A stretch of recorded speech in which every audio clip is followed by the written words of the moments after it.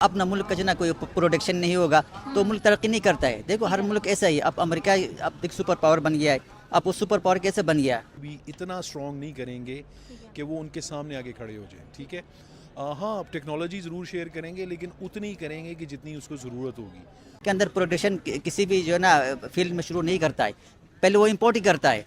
लेकिन आप जो ना पूरा सारी ज़िंदगी जो ना इम्पोर्ट पे ही आप जो ना डिपेंड नहीं कर सकते। अगर आप डिपेंड करेंगे तो आपका मुल्क आगे नहीं बढ़ेगा। आप इंटरेस्ट इंडिया में है, वो ऑब्वियसली इंडिया को करेंगे, प्रमोट करेंगे, लेकिन जहाँ तक टेक्नोलॉजी पूरी तरह उसको डिलीवर करना है, मेरा नहीं ख्याल कि वो 100% डिलीवरी देंगे। मैन्युफैक्चरिंग होना चाहिए, उसके ऊपर आपको जो ना मोनोग्राफ लगना चाहिए उस प्रोडक्ट के ऊपर, और आपका अब मेड इन जो ना अपना मुल्क का होना चाहिए। जिस तरह मेड चाइना है, मेड इन अमेरिका है, या मेड जापान है, या मेड इंडिया। मेड आपका मुल्क से नहीं लगेगा जो ना आपका मुल्क आगे नहीं बढ़ेगा। अच्छा।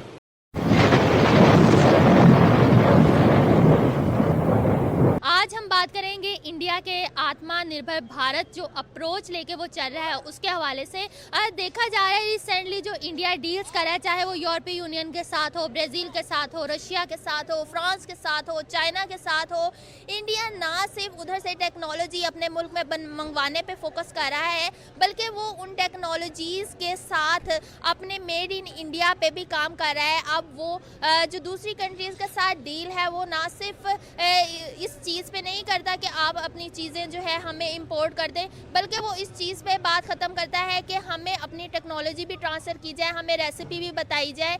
तो इस चीज़ पे हम बात करेंगे। जैसे रिसेंटली अगर एक मिसाल ही ले लें ब्राज़ील की, ब्राज़ील के साथ एरोस्पेस डिफेंस डील की गई। ना सिर्फ उनसे जो है इंडिया चीज़ें इंपोर्ट करेगा, बल्कि उनसे सीखेगा भी कि किस तरह एरोस्पेस और प्लेन्स और डिफेंस सिस्टम बढ़ रहा है, डिफेंस सिस्टम जो है वो बन सकता है। और इस पे ना सिर्फ इंडिया ने काम शुरू कर दिया है, अभी देखा जा रहा है कि इंडिया अपने प्लेन्स वगैरह जो है वो एक्सपोर्ट कर रहा है। तो इस बारे में इंडिया की अप्रोच को लेके हम आवाम से पूछेंगे कि वो इंडिया की स्ट्रेटेजिक अप्रोच के बारे में क्या कहेंगे। क्या आने वाले कुछ सालों में उम्मीद की जा सकती है कि इंडिया की डिपेंडेंसी जो है दूसरे कंट्रीज़ पे ख़त्म हो जाएगी या फिर एटलीस्ट कम हो जाएगी? आवाम से पूछते हैं। जो भारत है अपनी एक्सपोर्ट्स बढ़ाता जा रहा है और इंपोर्ट्स कम करता जा रहा है, क्या आपको लगता है कि 2030 तक भारत जो है टॉप 3 इकोनॉमीज में शामिल हो जाएगा? बिल्कुल हो सकता है, क्यों नहीं हो सकता। जब वो अपनी इकोनॉमी पे वर्क कर रहे हैं और अपनी इकोनॉमी को स्ट्रॉन्ग कर रहे हैं तो क्यों नहीं हो सकता, बिल्कुल हो सकता है। आप देखें दुनिया में जितनी भी कंट्रीज़ ने तरक्की की है इसी तरह की है कि वो अपनी जो है इंपोर्ट्स को उसको कम करते हैं, एक्सपोर्ट ज़्यादा करते हैं। तो ज़ाहिरी बात है जब वो ऐसा सब कुछ कर रहे हैं तो दे विल।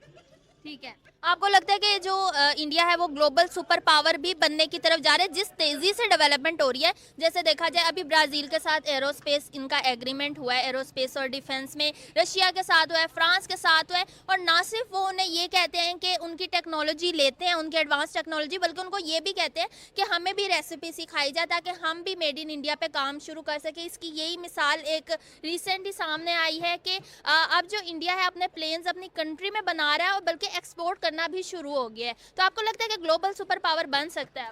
यार देखो, मैं आपको एक बात बताऊं, ग्लोबल सुपर पावर तो काफ़ी बड़ी चीज़ है। जितनी भी यूरोपियन और अमेरिकन और इस तरह की नेशंस हैं वो उनको कभी भी इतना स्ट्रॉन्ग नहीं करेंगे कि वो उनके सामने आके खड़े हो जाएं, ठीक है। हाँ, अब टेक्नोलॉजी ज़रूर शेयर करेंगे लेकिन उतनी ही करेंगे कि जितनी उसको ज़रूरत होगी। वो ये बिल्कुल नहीं करेंगे कि अपना 100% उनको दे दें ताकि कल को वो उनको ही आंखें दिखाना शुरू कर दें। अच्छा। तो इसलिए मेरा आपको लगता है कि उनकी स्ट्रेटेजिक स्मार्ट अप्रोच है दूसरी कंट्रीज की, वो इतनी आसानी से अपनी चीज़ें जो है इंडिया में या किसी भी दूसरी कंट्री में मुंतकिल नहीं करेंगे, जितनी अच्छी चाहे दोस्ती जितनी मर्जी अच्छी हो? देखो यार, दोस्ती कंट्रीज की नहीं होती, ये मफादात होते हैं। हर एक के अपने अपने इंटरेस्ट हैं।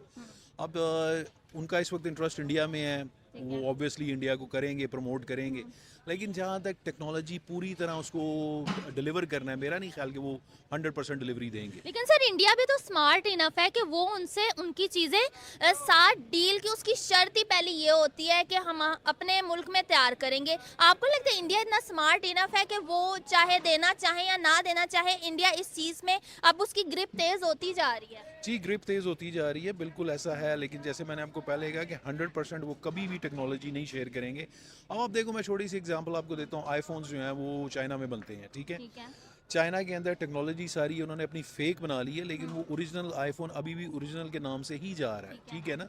इसी तरह टेक्नोलॉजी वो ज़ाहिर बात है 100% कभी भी नहीं देंगे, वो इतनी देंगे कि हाँ वो अपना एक मिसाइल या अपना बॉम्ब या अपना प्लेन जो भी उन्होंने बनाना है बनाएंगे, लेकिन वो सारे रेडार्स वो सब कुछ वो बिल्कुल नहीं देंगे उनको। लेकिन सर ये मोबाइल्स वगैरह में भी देखा जाए तो इंडिया नंबर 2 पे है, तो आपको नहीं लगता कि जो नंबर 2 पे जा सकता है उसे नंबर 1 में आने में ज़्यादा मुश्किल नहीं हो सकती? लेकिन टेक्नोलॉजी जो है ना वो हर रोज़ चेंज हो रही है। अभी 5th जनरेशन आ गए हैं, कल को 6th जनरेशन प्लेन्स आने हैं। टेक्नोलॉजी इसी तरह जो है ना वो इवॉल्व हो रही है, तो आप ये नहीं कह सकते हो कि अगर इस चीज़ पे आज वो काम कर रहे हैं तो वो उनको कम्पीट कर जाएंगे। इतनी जल्दी कम्पीट करना मेरे नहीं ख्याल में इतना पॉसिबल है। ठीक है, आपको क्या लगता है कि हमें इससे क्या सीखना चाहिए? हम इंडिया की इस स्ट्रेटेजिक अप्रोच से कुछ सीख सकते हैं या नहीं? चाइना के साथ अगर हम ये करने की कोशिश करें इस तरह की डील, तो हमें उससे फ़ायदा हो सकता है?